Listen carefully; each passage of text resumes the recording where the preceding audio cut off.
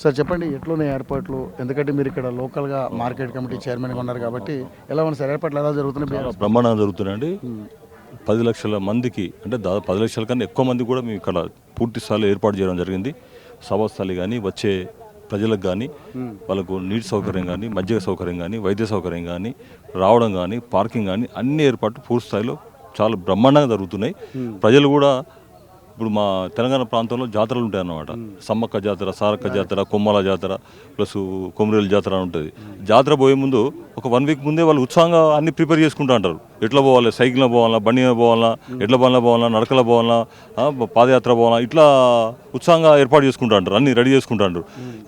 ఈ ఇంత పెద్ద రథోత్సవ మహాసభకు, ఇంత బహిరంగ సభకు అదేవిధంగా గత 10 రోజుల కాంచెల్లి చాలా ఉత్సాహంగా ఏర్పాటు చేసుకుంటాను.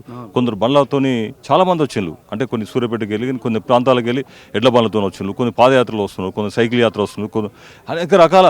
అంటే ప్రజలు ఒక జాతరలాగా మనం మా కుంభమేళకు ఎట్లా పోతాం ఉత్సాహంగా, ఒక సమ్మక్క జాతర ఎట్లా పోతామో ఆ విధంగా ఉత్సాహంగా ప్రజలు వస్తున్నారు. ఆ ఉత్సాహానికి ఎవరు దానికి చెప్పడానికి దానికి ఏం అది ఉండదు.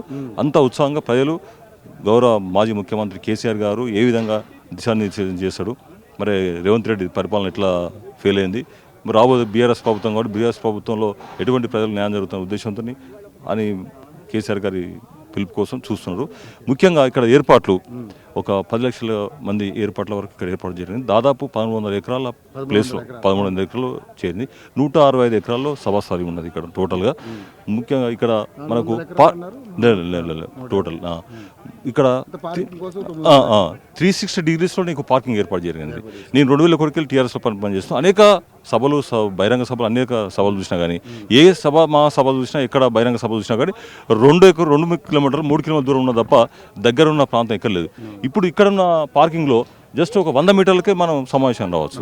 ఎటు 360 నీకు ఏ మూలకు వచ్చినా, ఇటు సిద్దిపేట రూట్ వచ్చినా, అటు కన్మర్ రూట్ వచ్చినా, వరంగల్ రూట్ వచ్చినా, ఏ రూట్ వచ్చినా కూడా నీకు 100 మీటర్ల కన్నా ఎక్కువ లేదు. అంటే పార్కింగ్ ప్లేస్ కూడా 100 మీటర్ల కన్నా ఎక్కువ లేదు.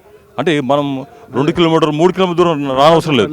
360 డిగ్రీస్లో నీకు ఇక్కడ పార్కింగ్ సౌకర్యం ఉంది. 10 లక్షల చల్లటి water packets, water bottles, half litre bottles కూడా ఏర్పాటు చేయండి ప్రజలకు. ప్లస్ 10 లక్షల చల్ల ప్యాకెట్లు, మజ్జిగ ప్యాకెట్లు. అదేవిధంగా ఇక్కడ ఒక 15 నుండి 20 మనకు అంబులెన్స్లు, వైద్య సిబ్బంది, టాయిలెట్స్, మహిళలకు టాయిలెట్స్ సపరేటు, ప్లస్ ఇక్కడ మహిళలకు సపరేట్ గ్యాలరీలు. అంటే ఎటువంటి అసౌకర్యం కలగకుండా లైటింగ్ సౌకర్యం, పార్కింగ్లో లైటింగ్ సౌకర్యం. అంటే ఎటువంటి 5 గంటలకు స్టార్ట్ అవుతుంది. కాబట్టి ప్రజలు కూడా మన హ్యాపీగా వచ్చి మంచి సంతోషంగా ఇక్కడ సంతోషంగా వస్తున్నారు. విని మళ్ళీ క్షేమంగా పోవాల్సింది విజ్ఞప్తి చేస్తున్నాం. Thank you so much.